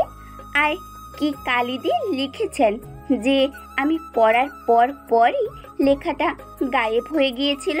নীলাদ্রিতার কথাই নিলয় হাসতে থাকে। পরক্ষণেই বলে, ওসব বাদ দাও, আমি তোমার মায়াবী মুখটা দেখতে চাই। সুযোগ কি দেবে? নীলাদ্রিতা নিলয়কে রেখে হাঁটা ধরে সামনের দিকে। একটু যাওয়ার পর পিছনে ফিরে বলে ওঠে, এই যে মিস্টার সাইকো, লেগে থাকেন। মেয়ে মানুষ এত তাড়াতাড়ি পটে না, তবে বেশি লেগে থাকলে পড়তেও পারে। কথাগুলো বলে নীলাদ্রিতা চলে যায়। নিলয় বুঝে যায় এটা তার গ্রিন সিগন্যাল। ইয়াহু বলে সেও চলে যায়। হঠাৎ নীলাদ্রিতার ঘুম ভেঙে যায়। তার মানে সে নিলয়কে নিয়ে স্বপ্ন দেখছিল। ওই দিন নিলয়ও বলেছিল, তিলোত্তমা, তুমি আমার, একান্ত আমার। তুমি আমার নেশাক্ত ভালোবাসা। এই নেশা আমার কোনোদিন যাবে না। তার মানে তোমাকে আমার লাগবেই।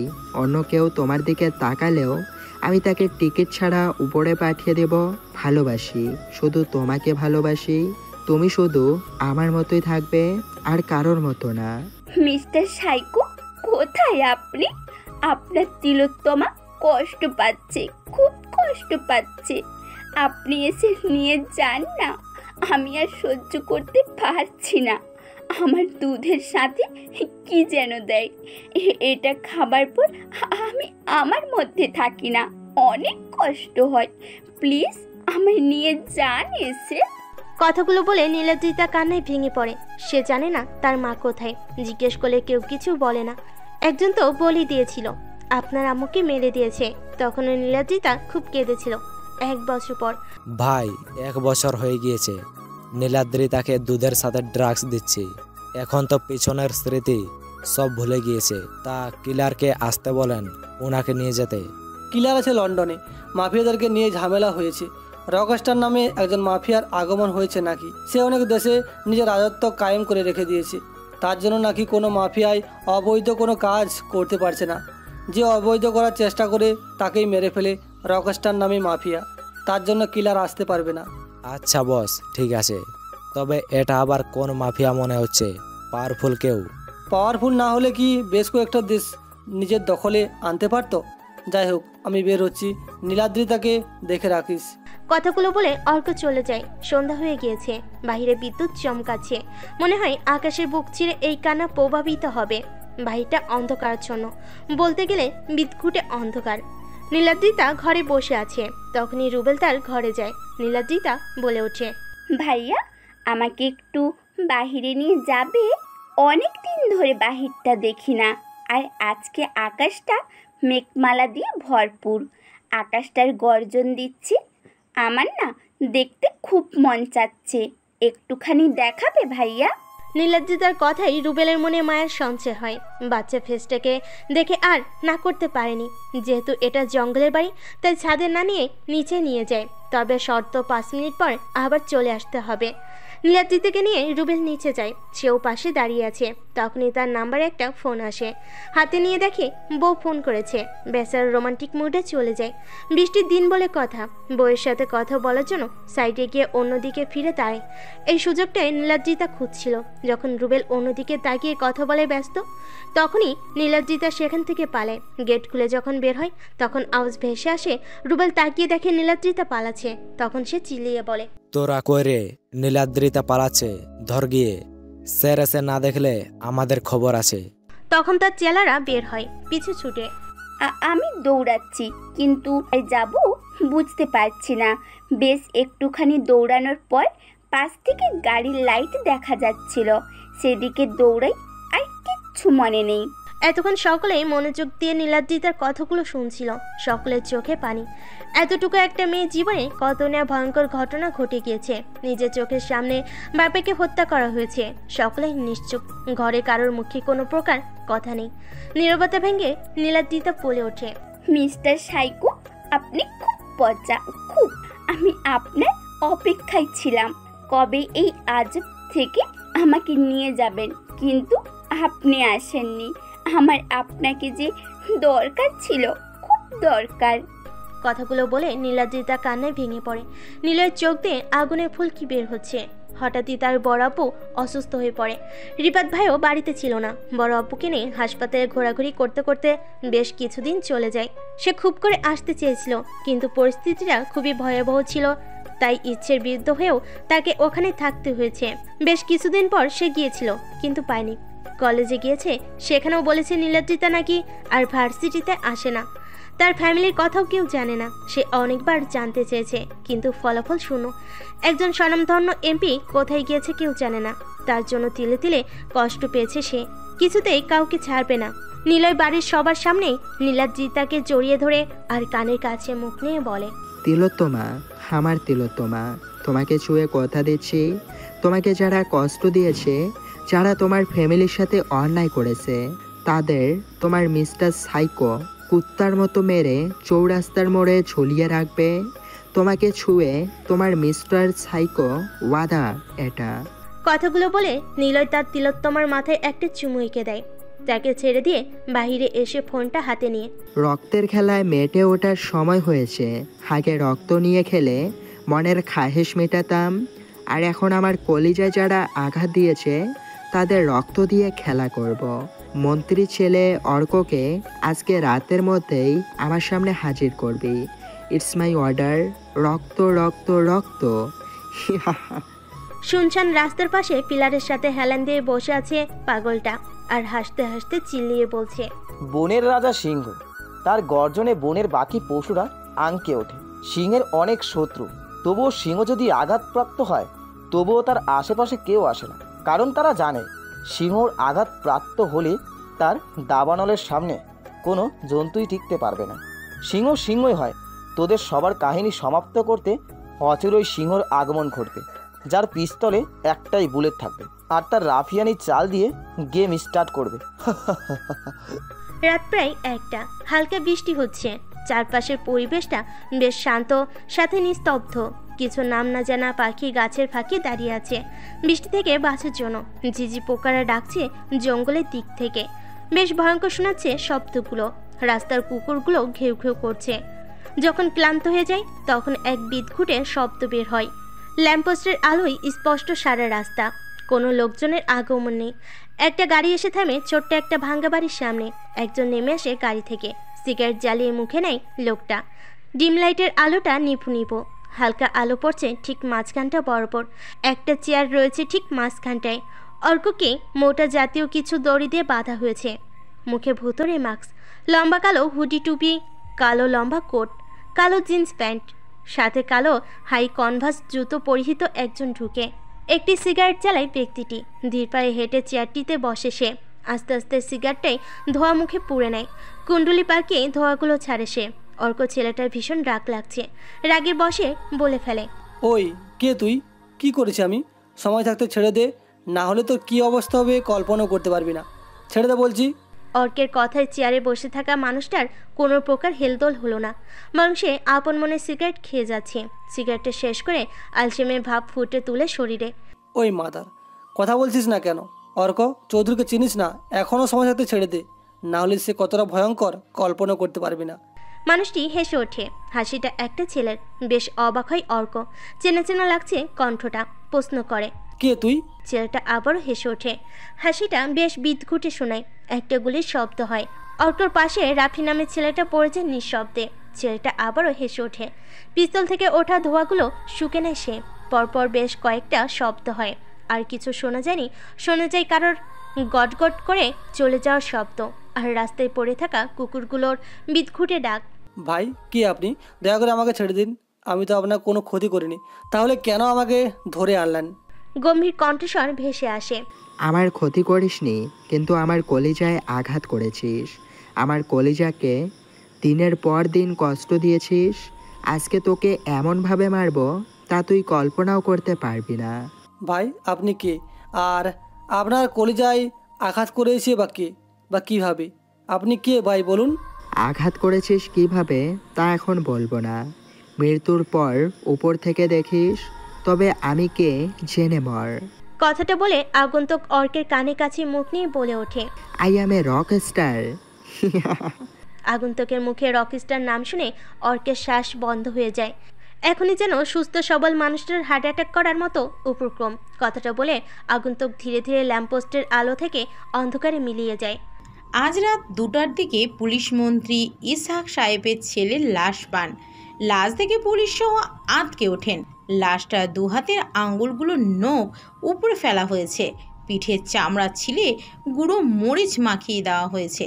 যৌনাঙ্গ কেটে উলঙ্গ করে চৌরাস্তার মোড়ে লটকিয়ে রেখে দিয়েছে, সাথে একটা চিরকুট। তোরা সব কয়টা মরবি। এমন বিশ্রীভাবে আমার কলিজায় আঘাত করেছিস। এখন আমার হিংস্রতার মোকাবেলা কর। সকাল 9টা। ড্রয়িং রুমে বসে এতক্ষণ সবাই নিউজটা দেখছিল। নীলাদ্রিতার চোখে পানি, তবে আজকের পানিটা দুঃখে না। আজকের কান্নাটা সুখের কান্না। তার আব্বু আম্মু রুহির খুনিদের একজন শাস্তি পেয়েছে। তিলোত্তমা, চলো ওঠো, তোমাকে নিয়ে এক জায়গায় যাব। সময় মাত্র 5 মিনিট, ফ্রেশ হয়ে নিচে আসো। নিলয় ড্রাইভ করছে, পাশে তিলোত্তমা বারবার জিজ্ঞেস করছে কোথায় যাচ্ছে। প্রত্যুত্তরে নিলয় শুধু বলেছে সারপ্রাইজ। বেশ কিছুক্ষণ পর তারা দুজন একটা পুলিশ স্টেশনের সামনে গাড়ি পার্কিং করে। তিলোত্তমা পুলিশ স্টেশন দেখেই ঘাবড়ে যায়, কারণ তার আব্বু পুলিশ স্টেশনে আসার পর থেকে এলোমেলো হয়ে গিয়েছিল। তিলোত্তমা নিলয়ের হাত জাপটে ধরে। তারা দুজন স্টেশনের ভিতরে প্রবেশ করে। নিলয় আবির বলে ডাক দিতেই অন্ধকার কারাগার থেকে আবির বের হয়ে আসে। তিলোত্তমা আবিরকে দেখেই শকড হয়ে যায়। নীলা, কেমন আছো? তুমি বেঁচে আছো? আল্লাহর কাছে অশেষ শুকরিয়া। তুমি আর আঙ্কেল যাওয়ার পর যখন আর আসলে না, তখন একজন কনস্টেবল হাত পা ধরে জানতে পারি তোমার পুরো ফ্যামিলিকে মেরে ফেলেছে কিলার। তিলোত্তমার মুখে কোনো কথা নেই, শুধু ড্যাপ ড্যাপ করে তাকিয়ে আছে। একটু পর নিজেকে সামলে নিয়ে বলে, তোমার না 1 বছরের কারাগার ছিল, তাহলে এখনো কেন? তোমাদের এটা শোনার পর আমি একেবারে ভেঙে পড়ি। কিছুদিন পর আমার আব্বু হার্ট অ্যাটাক করে। উনি নাকি এসব নিতে পারছিলেন না, তাই চিন্তায় হার্ট অ্যাটাক করেন। যখন আমাকে আমাদের বাড়িতে নেওয়া হয় লাশ দেখানোর জন্য, তখন সেখান থেকে পালিয়ে আসি। সেখান থেকে পালিয়ে ভেবে নেই তাদের একজনকেও ছাড়বো না, যাদের জন্য নিজের ফ্রেন্ড, নিজের ভালোবাসা বাবাকে হারালাম। তাদের ছেড়ে দিলে ওরা কখনো আমাকে ক্ষমা করবে না। এভাবে কিছুদিন চলে যায়। পুলিশ আমাকে হন্য হয়ে খোঁজে, আমি গা ঢাকা দিই। কিন্তু একদিন বার থেকে আসার সময় শিয়াবকে দেখি মাতাল হয়ে হেলে দুলে আসে। তখনই চিন্তা করি এটাই সুযোগ, আজ ছাড়া করা যাবে না। ওই দিন শিয়াবকে আমি নিজের হাতে কুপিয়ে খুন করি। খুন করা শেষে পুলিশ এসে যায় আর আমাকে নিয়ে আসে আবার স্টেশনে। যাবজ্জীবন কারাদণ্ড দেওয়া হয়। আবিরের কথাগুলো শুনে তিলোত্তমার চোখে পানি। যখন নিঃস্ব হয় তখন এভাবে সেও নিজের বাবা মাকে হারালো। নীল তিলোত্তমার চোখের পানি মুছে দিতেই, মিস্টার সাইকো, আবিরকে কি বের করা যায় না? ওরও তো কোনো দোষ নেই, তাহলে যাবজ্জীবন কেন ভোগ করতে হবে? প্লিজ কিছু করুন। তিলোত্তমার কথাই নীলই মুচকি একটা হাসি উপহার দেয়। এই হাসির অর্থ হয়তো তিলোত্তমার জানা নেই। পরক্ষণে নীলই বলে, আমার তিলোত্তমা বলেছে এটাই অনেক, আবিরকে বের করার দায়িত্ব আমার। নীলের পকেট থেকে একটা কার্ড বের করে আবিরের হাতে দিয়ে বলে, কালকে তোমাকে ছেড়ে দেব, তখন নিলয় গ্রুপ অফ ইন্ডাস্ট্রিজে এই কার্ডটা দেখাবে, তোমার ভালো পোস্টে চাকরি হয়ে যাবে। তিলোত্তমা অনেক খুশি। নীলের সাথে আবিরের পরিচয় করিয়ে দিয়েছে। মিস্টার সাইকো বলাতেই চিনে যায়। বাইরে দাঁড়িয়ে বেশ কিছুক্ষণ আলাপ করে তারা চলে যায়। আজকে দিনটা হয়তো তিলোত্তমার জন্য বেস্ট একটা দিন। অর্কের মৃত্যু, আবিরের সাথে দেখা, হাতে থাকা ড্রিঙ্কসের গ্লাসটা ছুঁড়ে মারে ফ্লোরে। তোরা কোথায় ছিলি? অর্কের এই অবস্থা হলো কিভাবে? এই কাজটা রাজ ছাড়া কেউ করেনি। এবারের মৃত্যুটা হবে ভয়াবহ, প্রস্তুত থাকিস। এবারে নিজের হাতে কবর দিব। রাজার রাজ্যে সবাই প্রজা, শুনতে হবে রাজার কথা, না হয় তোমার কল্লা যাবে, কঠিন বড় শাস্তি পাবে। এক কেমন রাজ্য বলো? কে বা খারাপ, কে বা ভালো? ভালো মানুষ অন্ধকারে, খারাপ মানুষ আলোর ধারে। আমি অন্ধকার রাজ্যের রাজা। সবাই যখন দিশাহারা হয়ে যাবে তখন আমার আগমন ঘটবে, হয়তো খুবই ভয়ঙ্কর রূপে। সেদিন হয়তো আমার হাতে তাজা রক্ত মাখা তলোয়ার থাকবে, যার দাবানল থেকে একটা বেঈমানকেও রক্ষা দিব না। তানভীর কিলারকে, কি তার পরিচয়? আমাকে বের করে ফার্স্ট জানা। আমিও দেখতে চাই কার দম কত বেশি। আমার তিলোত্তমাকে কষ্ট দেওয়া পায়ে পায়ে করে হিসাব নিব। আমার হিংস্রতার আগুনে জ্বলতে হবে তাদের। কথাগুলো বলে নীলয় ফোন কেটে দেয়। কিলার সম্পর্কে সে জানে না, আর কিলারও তার সম্পর্কে জানে না। হয়তো দুজন মুখোমুখি হবে, সিংহে সিংহে লড়াই হবে। অপেক্ষা শুধু কে জিতবে তার। রাত 2টা ছুঁই ছুঁই। ব্রিজের উপর বসে আছে পাগলটা। মনে হচ্ছে কারোর আসার অপেক্ষা করছে। একটু পরই তার অপেক্ষার প্রহর শেষ করে একজন আগন্তুক তার সামনে এসে দাঁড়ায়। পাগলটা কোনো কথা ছাড়াই আগন্তুকটাকে জড়িয়ে ধরে। আগন্তুকটা ঠোঁটে চওড়া হাসি দিয়ে সেও জড়িয়ে ধরে আর বলে, আর মাত্র কয়েকটা দিন অপেক্ষা করো, রাফিয়ানের রাজ্য একেবারে মিটিয়ে দিব। রাফিয়ান নামক অস্তিত্বটা একেবারের জন্য ধূলিসাৎ করে দিব। জি ভাই, এটার জন্যই অপেক্ষায় আছি। ধ্বংসের রাজত্বকে শিকার থেকে ওপরে ফেলে ভাবিকে নিয়ে ভালো একটা জীবন শুরু করেন। তোকে যে কাজটা দিয়েছিলাম করেছি? জি ভাই, আমি সারাদিন ভার্সিটির সামনেই থাকি, ভাবিকে সর্বদাই নজরে নজরে রাখি। আমার রক্ত জমাটা কেমন আছে? আমার হৃদয়ের স্পন্দনটা? ভাই, ভাবি ভালো আছে, তবে সবসময় মন মরা দেখায়। হুট করেই আপনার হারিয়ে যাওয়ায় হয়তো খুব কষ্ট পেয়েছে। তবে আমি শিওর ভাবি তার ভয়ঙ্কর রূপটা নিবে। সেই স্টাইল, যে স্টাইল দেখলে সাধারণ মাফিয়াদের প্যান নষ্ট হয়ে যেত। রাফিয়ানের বুকে যে ভালোবাসার সঞ্চার করতে পারে, সে অন্য মাফিয়াদের ইশারা করেই মেরে ফেলতে পারে। বিকজ সে আমার মায়াবতী, আমার রক্ত জবা। কথাগুলো বলে আগন্তুকটা পাগলটাকে ছেড়ে দিয়ে চলে যায় নিজ গন্তব্যে।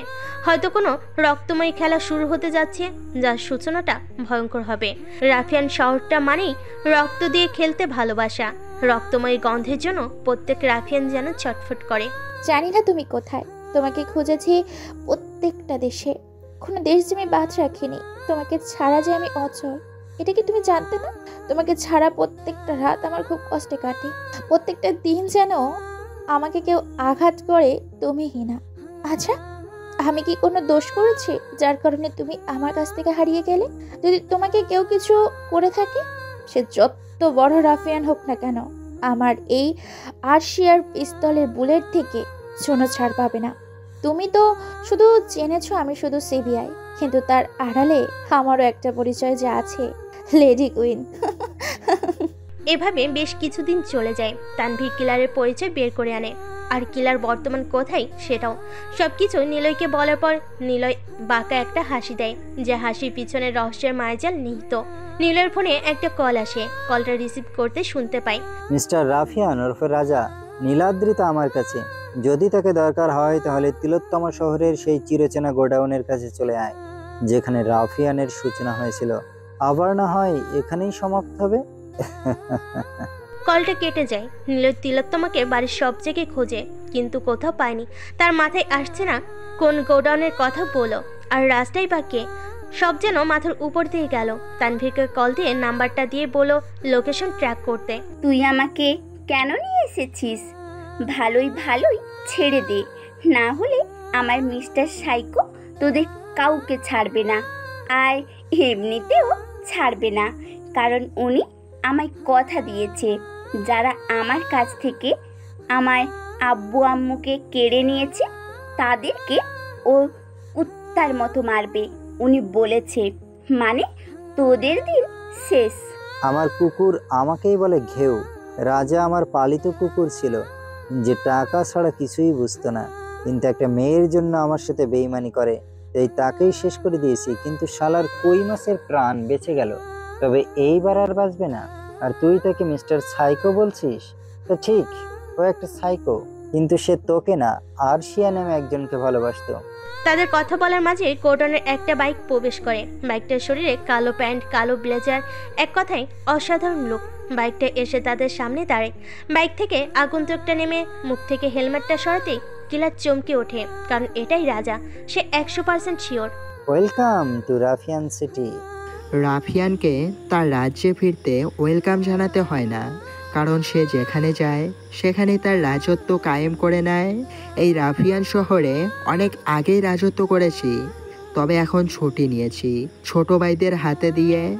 আমার হিংস্রতা তোকে জ্বালিয়ে শেষ করে দেবে।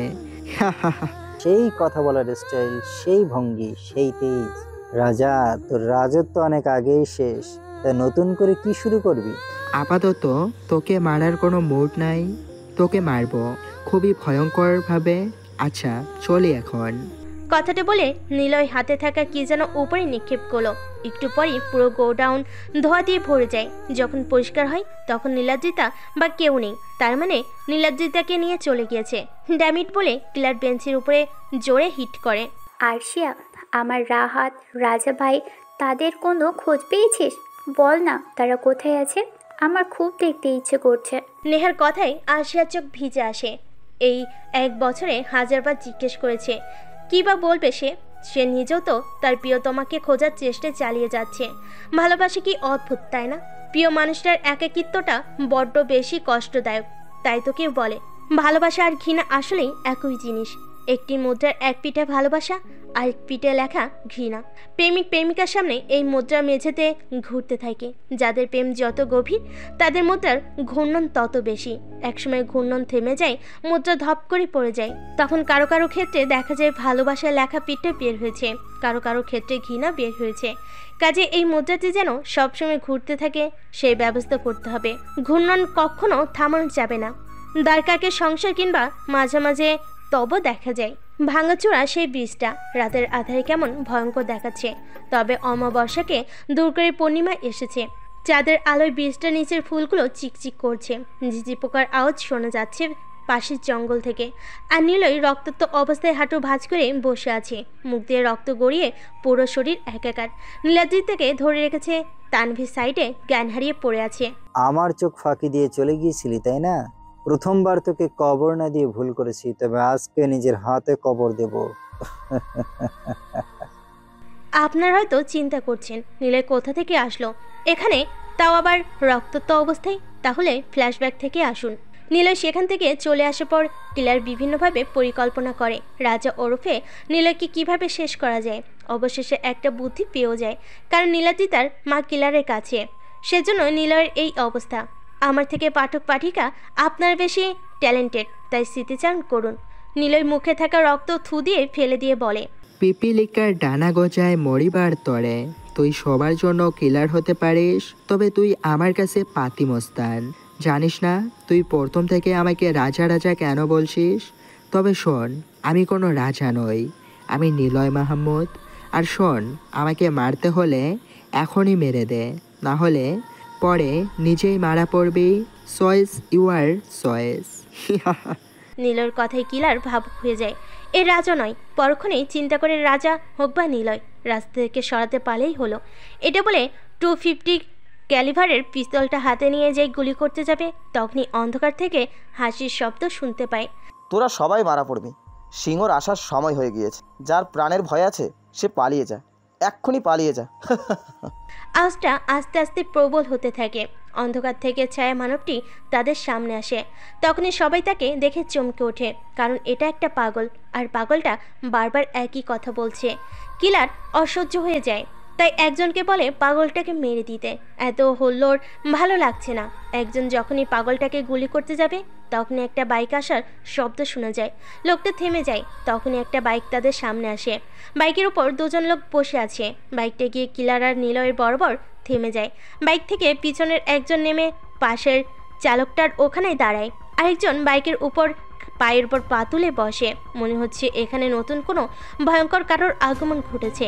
কিলার পিস্তল তাক করে ধরে বলে, এই তোরা কারা? মুখ থেকে হেলমেট সরা এখনই। তোরা রাজার লোক তাই না? সমস্যা নেই, তোদের বস আমার কাছে বন্দি। রাজা পেছন থেকে আঘাত আনার মানুষ নয়। রাজার কাছে রাফিয়ান জগতের ভয়ঙ্কর হায়নাগুলো থরথর করে কাঁপে।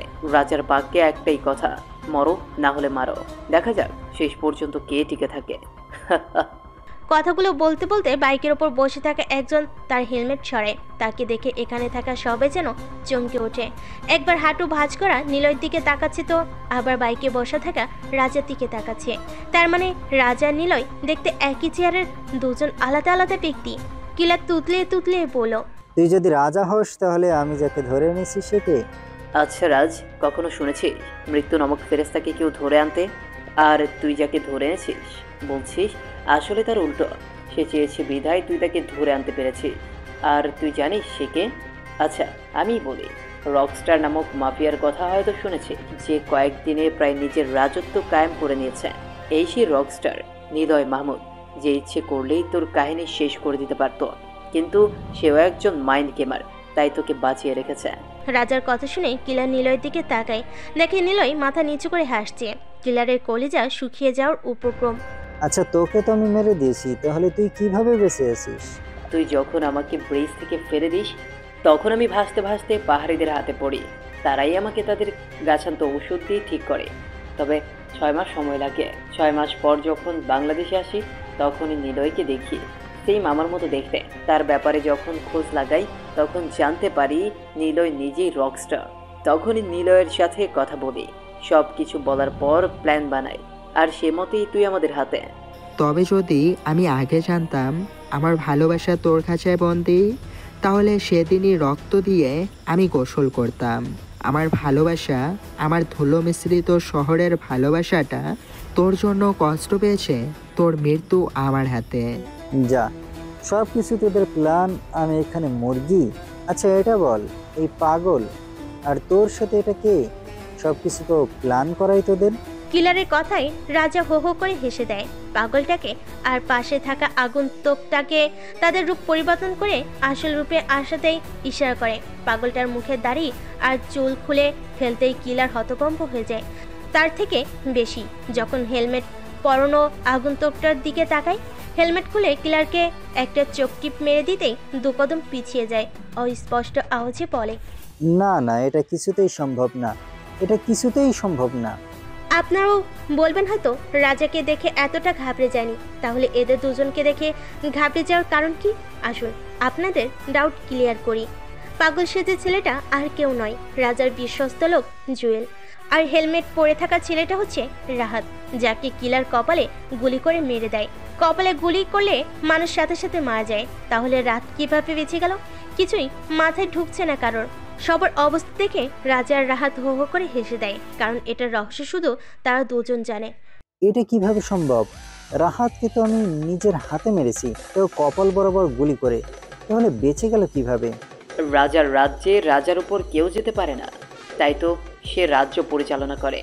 রাফিয়ান জগতে গেম খেলতে গেলে নিখুঁতভাবে খেলতে হয়, না হলে পিস্তলের গরম বুলেটে নিজের মৃত্যুকে আহ্বান করা হয়। তাহলে শোন, যেদিন তুই আমাদের কাছে আসিস তার আগেই আমার সন্দেহ হয় তুই আসবে, তাই রাহাতকে বলি সে যেন পাশের জঙ্গলের ঝোপঝাড়ে লুকিয়ে থাকে। আমার কথা মতো রাহাত ঝোপঝাড়ে লুকায়। রাহাতের মতো করে আমার সাথে আরেকজন ছিল, যাকে রাহাত সাজিয়ে আমার সাথে বসিয়ে রেখেছিলাম। কিন্তু আফসোস, তুই সেদিন আসল রাহাতকে নয়, নকল রাহাতকে মেরেছিস। আর আসল রাহাত সব কিছুই দেখেছে। রাহাত আর সে আর নেহাদের কাছে এই জন্যই যায়নি, কারণ সে আমার সুস্থর অপেক্ষা করছিল। আমাকে যখন পাহাড়িরা নিয়ে যায় তার কিছুদিন পর রাহাত খুঁজতে খুঁজতে আমার পর্যন্ত যায়। মাইন্ড গেমের শহর এটা। রাজার কথাই ক্লিয়ার বেহুশ হওয়ার উপক্রম, কারণ সে নিজেকে বড় কি মনে করত। আসলে সে গাধার বউ ড্যাশ চো। তা বল, তোকে আমরা মারবো নাকি নিলয় মারবে? তুই কার হাতে মরতে চাস বল?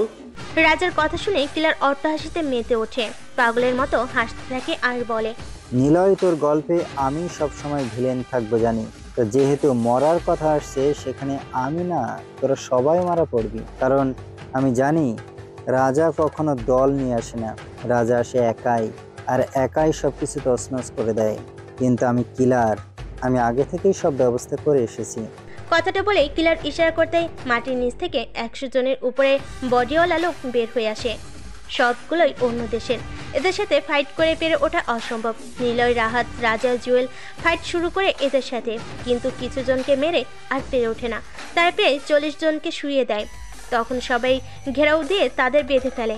কিলার চিল্লিয়ে বলে, এখন তোদের মেরে আমি হব সব থেকে বড় রাফিয়ান, সব কিছুই আমার থাকবে, না থাকবে রাজা ভাই আর না থাকবে রকস্টার। তার কথা শেষ হওয়ার সাথে সাথেই অন্ধকার থেকে মেয়েলি কণ্ঠ একটা আওয়াজ ভেসে আসে, আমার ভালোবাসা, আমার দুনিয়া, যার জন্য আমার অস্তিত্ব, তাকে তোরা কষ্ট দিয়েছিস, একটাকেও জীবিত ছাড়বো না।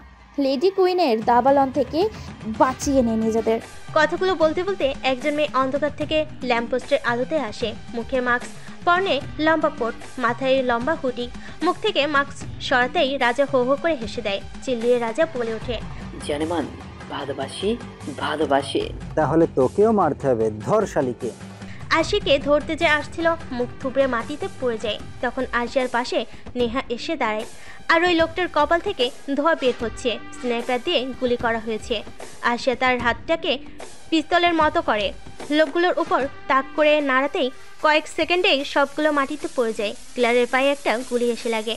সে ব্যথায় ছটফট করতে করতে বসে যায় মাটিতে। রক্ত আর রক্তের নদী বয়ে চলেছে ভাঙা ব্রিজটায়। ব্রিজের নিচে নদীটা হয়তো রক্তময়ী নদীতে পরিণত হয়েছে। নীলের খোঁড়াতে খোঁড়াতে এসে তিলোত্তমার বাঁধন খুলে দেয়। তিলোত্তমার বাঁধন খুলে দিতেই সে তার মিস্টার সাইকোর বুকে ঝাঁপিয়ে পড়ে। এতক্ষণ তানভীর উঠে গিয়েছে। সে কিলারের কাছে দাঁড়িয়ে থাকে যাতে পালাতে না পারে। রাজা নিলয়কে বলে, রকস্টার সাহেব, আমরা চলি। রাফিয়ানের গল্পটা তাহলে এখানেই শেষ হলো। আর কোনো রাফিয়ান জন্ম নিতে দিব না। আসে। আর হ্যাঁ, কিলারকে কি করা যায় তা আপনিই ভালো জানেন। কথাগুলো বলে রাজা আরশিয়াকে জড়িয়ে ধরে। এই যে রক্তজবা, আমাকে খুব মিস করেছিলে তাই না? আসলে আমি খুবই পচা, সরি। আর হবে না, এখন থেকে তুমি আর আমি একসাথে থাকবো, কেমন? আর তুমি লেডি কুইন ছিলে, যাকে আমি অনেক খুঁজেছি, কারণ আমি জানতে পারি লেডি কুইন গরিবদের সহায়তা করে। ফাইনালি তুমি সে ভালোবাসে। রাহাত, তুই আমাকে ছুবি না। তুই এতদিন কই ছিলি? আমাকে কষ্ট দিতে ভালো লাগে তোর? যা, তোর সাথে কোনো কথা নেই। নেহার কথাই রাহাত নেহাকে জড়িয়ে ধরে। নেহা ছাড়িয়ে দেয়, তবুও রাহাত জোর করে জড়িয়ে ধরে। এবার আর নেহা ছাড়ায় না, তারাও চলে যায়। এতক্ষণ কিলার, রাজ মাহমুদ আর তানভীর তাকিয়ে তাকিয়ে প্রেমলীলা দেখছিল।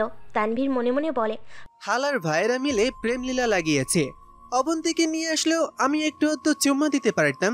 ইস, বাড়ি গিয়ে দিতে হবে।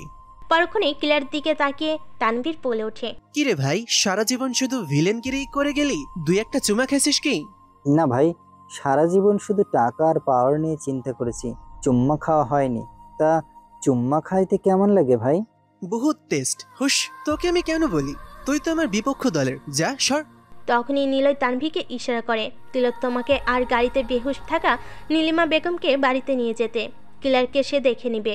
নীলয়ের কথায় তানভীর তিলোত্তমাকে নিয়ে চলে যায়। নীলয় কিলারের কাছে এসে বলে, তুই আমার কলিজায় আমার তিলোত্তমাকে কষ্ট দিয়েছিস, তুই তার আপুকে মেরে ফেলেছিস, তার মুখের হাসি কেড়ে নিয়েছিস, আমার থেকে আমার তিলোত্তমাকে দূরে রেখেছিস, তোর মৃত্যু ভয়াবহ হবে। নীলয় কথাগুলো বলে সোমের কিলারকে চেপে ধরে, তার হাতের সবগুলো আঙ্গুল কেটে নেয়। পায়ে গুলি লাগার ফলে নড়তেও পায়নি। এভাবে একের পর এক অঙ্গ কেটে নেয়। কিলারের শরীরের সমস্ত অঙ্গ প্রত্যঙ্গ কেটে নেয়। অনেক আগে কিলার দুনিয়ার মায়া ত্যাগ করে, তবুও নিলয় গোপাতেই থাকে। ক্লান্ত হওয়ার পর থেমে যায়, আস্তে আস্তে সেও মিলিয়ে যায়। তো বন্ধুরা, এভাবেও এই গল্পটা শেষ করে দিলাম। গল্পটা কেমন হয়েছে তা অবশ্যই কমেন্ট করে জানাবেন। আর এরকম সুন্দর সুন্দর রাফিয়ান গল্প পেতে অবশ্যই আমাদের চ্যানেলটা সাবস্ক্রাইব করে পাশে থাকবেন। ধন্যবাদ।